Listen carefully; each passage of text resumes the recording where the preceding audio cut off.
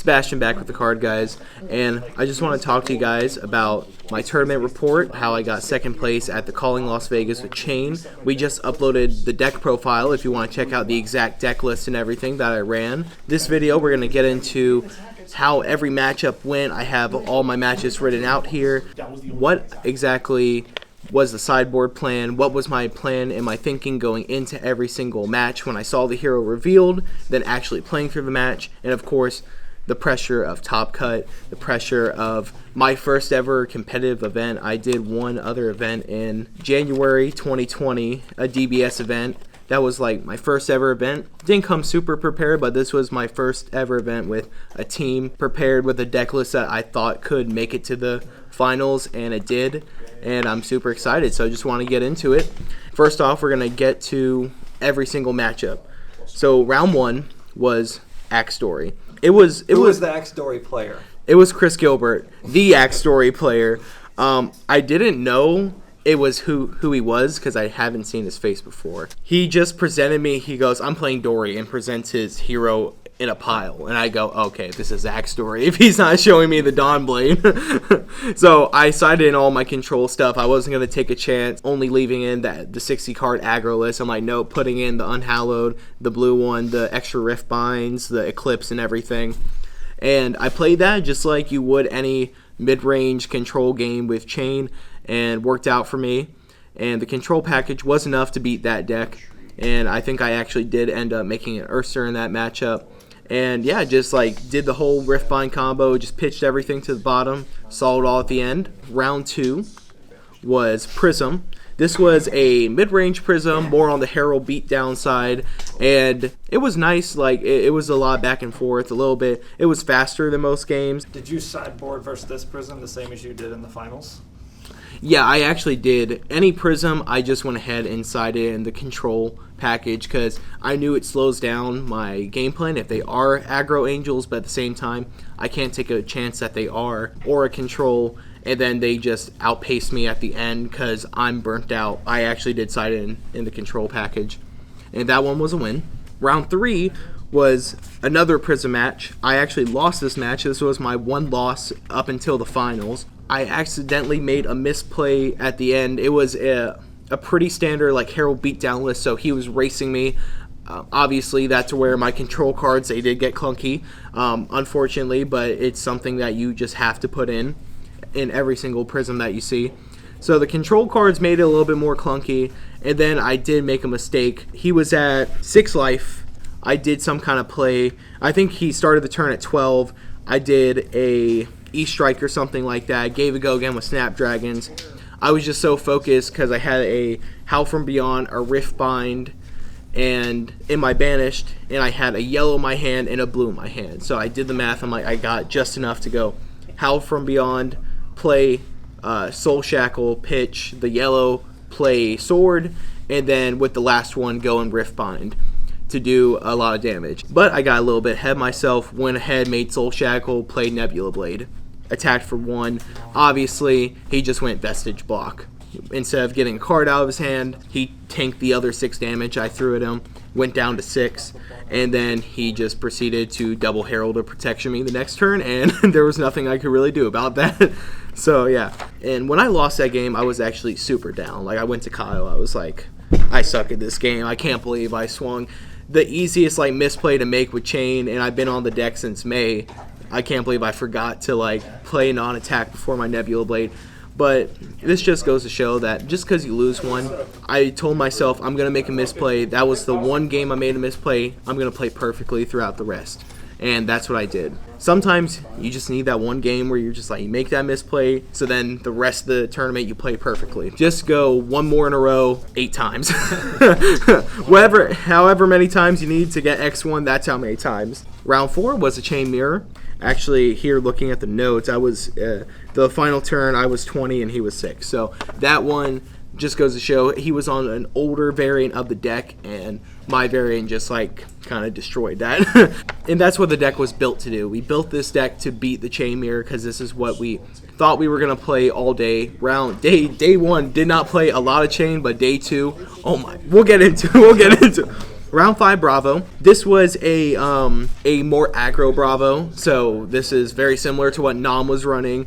I knew what to do. You always side in the control package, no matter what, if it's Bravo. He was playing the snags, though, so I could tell that he could pivot into that more fatigue if he wanted to, which is another reason why, even if you expect that they're playing aggro Bravo, you just have to side into the control package.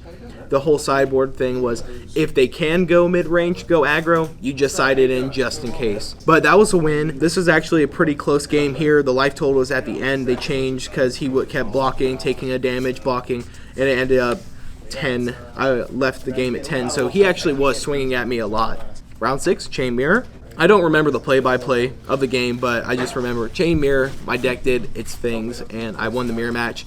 I wasn't sweating too much, I do remember that. Or did most of the chain matches go pretty similarly, or did like one chain out of all the chains you played have like some sick tech or something that really scared you, or were they all pretty similar? Actually, it was like quite the opposite. After the games, they're like, "Oh, Tremor, that's a cool tech. 3 Razor? How many Razors you playing?" I'm like, "Yeah, I'm playing a lot of them. I'm playing all I can." And then last round of day 1, this is my winning in. I was super excited because I was like, "Man, I bounced back from round 3, and hopefully I'm gonna win out here." The 7th round is the most pressure. If you get day 2 and then you lose your day 2, you're like, at least I made day 2. At least I had the experience. But this is like, you really, in X2, going into day 2 is not strong at all. If any one of those people go X1 or undefeated, go X2, they're above you for X2. So they have a way better chance, and you're basically not guaranteed. You're guaranteed not to make top 8. This was Mark. He's the narrator for the Wraith Times. Had a great match, and it was a very grindy game. It was down to 4-4, and then I made the final push turn. Very grindy game, very good game from Mark. I did it. I went X1, bounced back from that round 3 misplay. I was super happy about it. Went to bed, got a good night's sleep, came back day 2. I was like, man, I cannot wait to play against like a crazy fatigue deck and just go X2 and then like lose out. But that didn't happen. Round 8. Tell me what deck you played against day 2. Chain. All right, all chain. All right, all the chains. Literally 8 through top 4 was chain. Not one deck different. And my deck excelled in all those matches. There was one guy who did 2 Art of Wars on me, not like one turn, then the next turn back to back. I felt very scared in that game. Yeah, it was this game, the first one, and I won that match, but I was like, wow, that was the closest chain game I had. Yeah, but after that, it was just like all easy after that. It was just like, not easy, but I was playing the match that I knew how to play and what I expected to play. And I knew my deck was statistically and theoretically, like, it's supposed to excel in that matchup. So I felt pretty safe every time they revealed chain. I was like, because before with the deck, whenever you play the chain mirror matches, it was very 50-50 who milled better, who got more generics in their hand. But now that my deck, it felt like it was way stronger in that match. So I'm very happy. So round 8 chain, round 9 chain, round 10 chain, round 11 chain, top 8. Yeah, there wasn't a huge amount of pressure. Obviously, round 11, there is a lot of pressure getting there because I don't know if this guy's chain deck was, similar to mine, where he's playing Tremors, playing Razors, playing the good stuff that I was playing.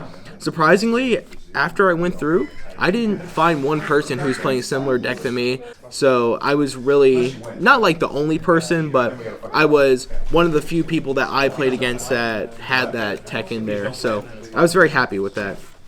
Top 8, so win round 11. We wait for I'm X1. I'm one of 3 X1s. Only 3 people got X1. I believe it was Joe Cologne, it was me, and Dante. I think it was Dante, yeah. Dante was the other X1. And yeah, so I finished one of 3 X1s. Then we get into the top 8. Andre. Very chill dude. I played him in the round 11, so I helped his tiebreakers, and I'm very happy about that. And so you played the same guy back to back? Yes, played him back to back. He kind of knew. Yeah. He kind of knew. I showed him my deck like after around 11, and then they showed us both our deck list. And once I fully looked at his deck list, I saw none of the spicy tech cards I was playing. And then I think that match is on stream. that was the game I forgot to Soul Shackle turn 1. I was like, my first dream match. I make another mistake, but I forgot a Soul Shackle on turn 1, and then at some point he flocked and forgot a Soul Shackle. So we even back out around like turn 2, turn 3. So it didn't hurt me too much to miss a Soul Shackle in that game. But I believe that was actually pretty back and forth too. Yeah, I was down to 1. So, and he was at 2. So that was a very close game. And then top 4 against Dante, the legendary double razor. Tell me about this double razor. 14 life. I go Soul Shackle, Ghostly Visit, 2 floating. He thinks about it. He was at 18 life, right? 18, yeah, 18 life. And he's really thinking about it, and he's like, take. That's when I go Razor, and then I spend the next one to go Razor, and I think people heard the announcers, like, in the other room, like, going, what the heck just happened? That was also a very close game. It came down to he had a rune chant on the field, and if he had milled a Bounding and a Seeds of Agony, he actually would have got me on Arcane alone, so he played it very well. It was a very close game, very good game. And then, of course, we're getting into the finals now. Prism, I really did not expect Prism to be in the top tables. Like not necessarily top tables, but in the finals, I was, like, surprised. Like everyone else, I was like, wow, this is happening, right? This was the only match of the tournament where I was, like, truly scared. Because not only is it the finals, it's also a deck that we play tested against. So I was, like, confident somewhat, and then once I actually sat down, he bust out Fatigue Prism, and it took me about 4 turns to realize what was happening. And then I got to see his deck list beforehand, and I actually made the sigils, and I made a comment. I'm like, why are you so mean, like, with your 12 defense reacts, dude? Like, just let me attack. 3 snags, 3 Arclights, 3 Impenetrable Belief, Fate for Scenes, Sink Belows, sigils.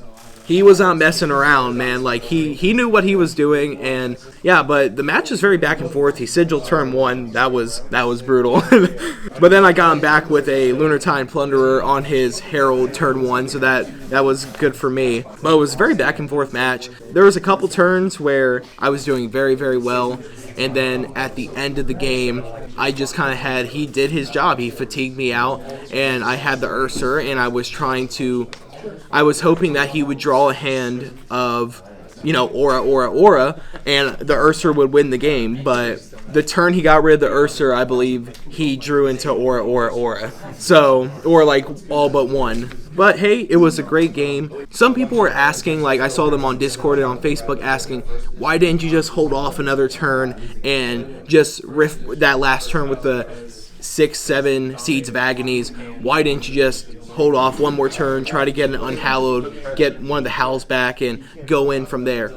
I basically saw that when he didn't Arclight or Snag me, that I had to just go in. I didn't have a choice because he plays so many that at this point, I was expecting that. And I thought, honestly, the card in Arsenal was an Arclight. I believe it ended up being a Fate for Scene, so he blocked most of the damage out. But that was the whole my thinking and thought process behind it, that I'm like, he didn't Snag, he didn't Arclight me, I have to just go in. Ended up being the right play. He drew the snag the next turn, so that would have just blown me out. And I feel like he was a good enough player to not snag the first Riftbind, let me play out the other 6 seeds, and then on the second one, hit me with snag. Yeah. And I felt like that's what would have happened, and I would have just infinitely lost that game even harder and been embarrassed. But hey, I fought it out to the last minute, and I can say it was a great game. And congratulations to Tyler for making first place with a deck that people didn't expect. So what did you win? So what did I win? I won one of these, this beautiful mask right here. I also won a little bit of cash, Pro Tour invite, so I'm super happy about that. You'll get to see me on there. I'm very excited to compete. And then also, a nice little plaque. And of course, the memories of going to Las Vegas with my friends. We have some stories that maybe when we do like a little podcast session, we can talk about our Airbnb. And what's the next tournament that you're anticipating going to? Well, I think we're set on Cincinnati. If I can squeeze in Dallas, I would like to. But the next tournament I'm super excited for is Tails, because that's half constructed, half sealed, half draft, kind of limited play. So I'm very excited to see that's going to be the real test of skill. Can you build the best deck with only a month of practice, and can you draft out of the pool, and are you skilled in draft? So it's really forcing you to show your skills and show how well you can do in both formats. So I like that a lot. I'm very excited about the Nats. I'll see you guys in Orlando, hopefully Cincinnati and Dallas if I can make it out. Until next time then, peace.